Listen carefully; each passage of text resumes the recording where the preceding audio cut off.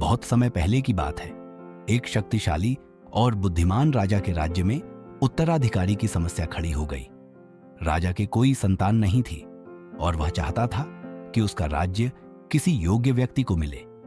इसलिए उसने घोषणा की कि जो भी 3 कठिन चुनौतियों को हल करेगा वही राज्य का उत्तराधिकारी बनेगा।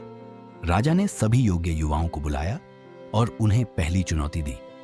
इस गहरी और खतरनाक नदी को बिना किसी नाव या पुल के पार करो। कई लोगों ने तैरने की कोशिश की, पर नदी की तेज धारा ने उन्हें वापस धकेल दिया।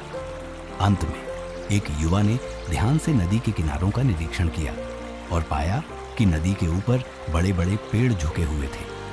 उसने एक मजबूत बेल से पुल बनाया और सुरक्षित नदी पार कर ली। राजा ने उसकी बुद्धिमत्ता की सराहना की। राजा ने दूसरी चुनौती देते हुए कहा, यहां एक रहस्यमयी पहेली है।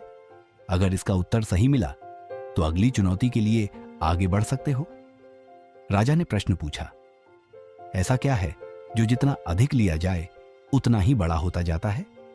कई युवाओं ने अलग अलग उत्तर दिए, लेकिन सही उत्तर केवल एक ने दिया, ज्ञान। राजा ने उसकी चतुराई की प्रशंसा की और उसे अंतिम चुनौती के लिए चुन लिया। अंतिम चुनौती सबसे कठिन थी। राजा ने कहा, तुम्हें इस राज्य के लोगों का विश्वास जीतना होगा और उनके हित में एक सही निर्णय लेना होगा।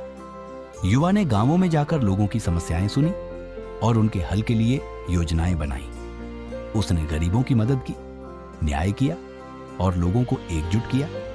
धीरे धीरे लोग उसकी ईमानदारी और बुद्धिमत्ता पर विश्वास करने लगे। राजा ने देखा कि यह युवा ही सही उत्तराधिकारी है, क्योंकि उसमें नेतृत्व की क्षमता, बुद्धिमत्ता और दयालुता थी। उसने उसे राजगद्दी सौंप दी और राज्य ने उसके शासन में समृद्धि पाई। सफलता केवल ताकत से नहीं, बल्कि बुद्धिमत्ता, धैर्य और लोगों के प्रति ईमानदारी से मिलती है। सच्चा नेतृत्व वही करता है जो सबके हित में सोचता है।